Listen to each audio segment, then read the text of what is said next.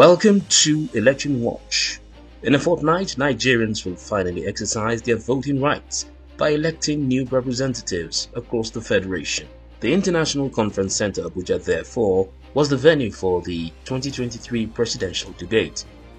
It was organized by the Nigerian Election Debate Group and the Broadcasting Organizations of Nigeria. 4 out of the 18 presidential candidates were invited through opinion polls. How did it go? We'll find out in a moment. First, let's check out political happenings across the country. Peter Obi, the presidential flag bearer of the Labour Party, held a statewide campaign in Nigeria's commercial capital, Lagos.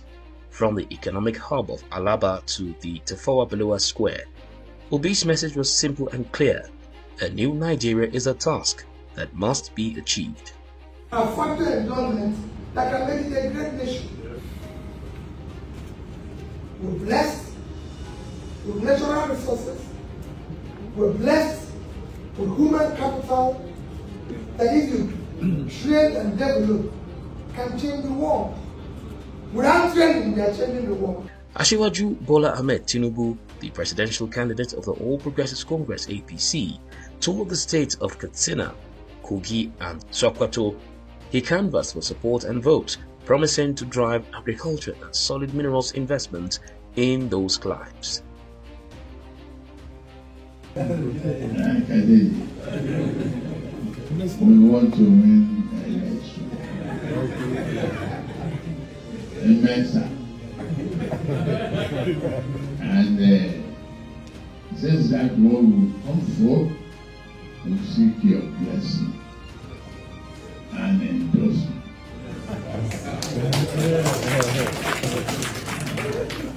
And something you cannot reject. The People's Democratic Party (PDP), led by its flag bearer Alhaji Atiku Abubakar, did a whirlwind tour of Benue, Bauchi, Gombe, Kano, Yobe and Abia State with his Recovery Nigeria mantra, the overriding message.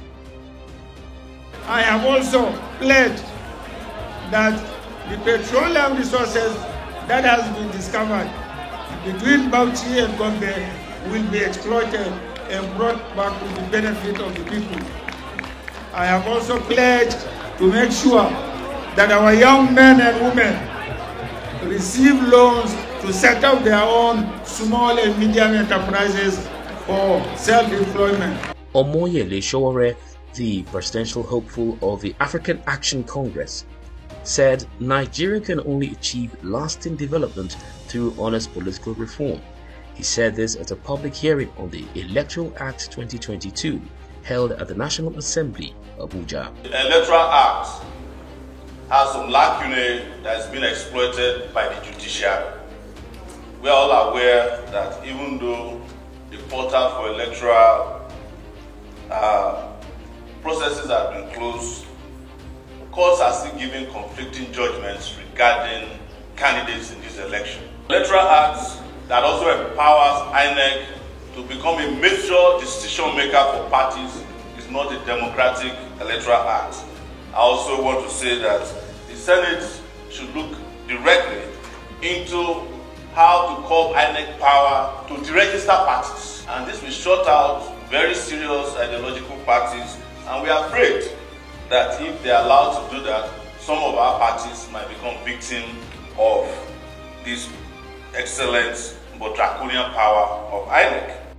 And finally, the Social Democratic Party SDP presidential flag bearer, Prince Adewale Adebayo, took his message of ending poverty and insecurity to the people of Nasarawa State.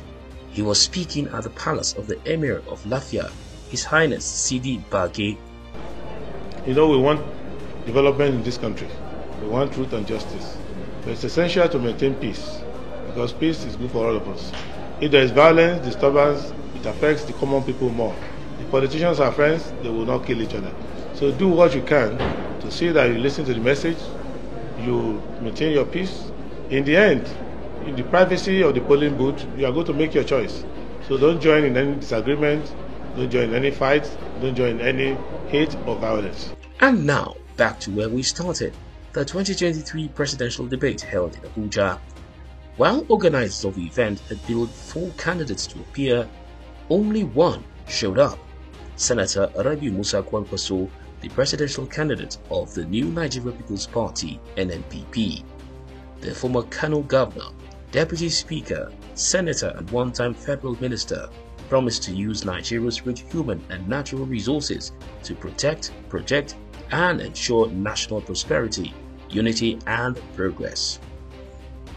In Kano, in 1999, when I was elected as governor of Kano, when I was sworn in, we had piles and piles of debt. Within 4 years, I was able to settle that debt. Those 4 years, we did not borrow any kobo. Those 4 years, we did so much in terms of projects and programs in education, agriculture, in health, in electricity. We electrified over 400 towns and villages.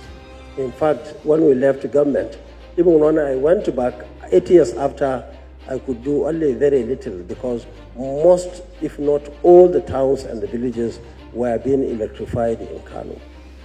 And we did not borrow anything. In fact, that 4 years, before the 8 years that followed that 4 years, I came back in 2011. And the good people of Kano put the 2 on the scale, 4 and 8 years. They found that 4 years much better than 8 years. And with very little support or no support from my party, then PDP. And no state government, no local governments, the people of Kano came out and voted for me again and went back to government house. And even those 8 years, I inherited hundreds of millions of US dollars, World Bank loan and so on. And I was able to stop that loan, paid them off, and did all the projects and programs without borrowing one kobo. Now you see there is a lot of money, but our leaders, for one reason or the other, at all levels, are only happy to be taking that money. I can tell you that in our government, 8 years I was a governor, there was no security vote. I wasn't taking 1 naira for anything, which is very critical. All areas of wastages, from the family to friends to this and that, we stopped it. Projects and programs, as an engineer myself, I was going through every document to ensure value for money. And that's why anybody who knows Kano today would not tell you that if you take away what Kwankwaso has done in 8 years, Kano will go back to its, those old days. Eventually, oil subsidy has to. But it is here in our blueprint that immediately we are sworn in, we will deal with the issue of corruption that is associated with oil subsidy. And it's a huge, huge amount of money. All these trillions you often hear that people in government are mentioning, in our opinion, based on our experiences and investigation, they're just going into the drains. Of course, our party is mainly based on the people at grassroots level, the poor, the needy. We call them talakawas in Hausa. And they are the vast majority. I'm happy you mentioned 133 million people. Oil subsidy should go because it doesn't help any Nigerian. It will go, but when we are doing it, we will ensure that palliatives are created for the poor so that it doesn't create unnecessary hardship again on the poor people. I will do something very close. In fact, an improved version of what I have done in Kano. It will start from me. You see, a president must be somebody who is upright. And that's the starting point. Then it goes to your family. It goes to your friends and people around you. And as long as you are not credible, as long as your hands are soiled, you don't even have the moral right to say don't steal. You cannot do that. We have seen it in Kano.